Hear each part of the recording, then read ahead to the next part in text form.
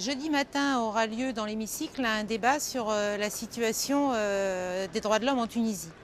Monsieur Ben Ali a été réélu pour un 5e mandat le 25 octobre dernier avec près de 90% des voix.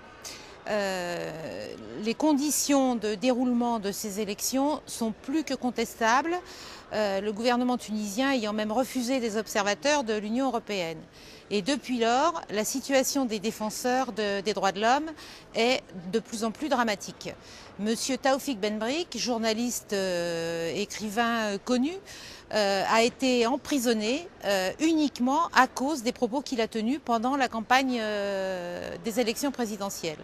Nous en faisons donc un symbole et nous demandons sa libération immédiate.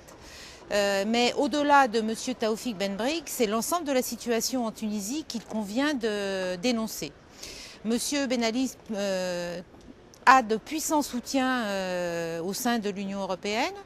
Il est considéré comme un des pays du Maghreb, la Tunisie est considérée comme un des pays du Maghreb qui a le mieux réussi en matière économique. Et pourtant, même en matière économique, ce bilan est contestable puisque la Tunisie a le privilège désormais d'avoir le taux de chômage des jeunes diplômés, un taux de chômage des jeunes diplômés qui est particulièrement dramatique. Ce n'est qu'un des symptômes. Mais plus grave est la situation des défenseurs des droits de l'homme qui sont arrêtés, qui sont traînés dans la boue, notamment quand il s'agit de femmes, qui n'ont même plus les conditions de vie qui leur permettent d'exercer leur profession, notamment quand ils sont journalistes, magistrats, avocats. Il y a eu un conflit social d'une grande ampleur dans le bassin de Gafsa, qui a lui aussi été réprimé par la violence.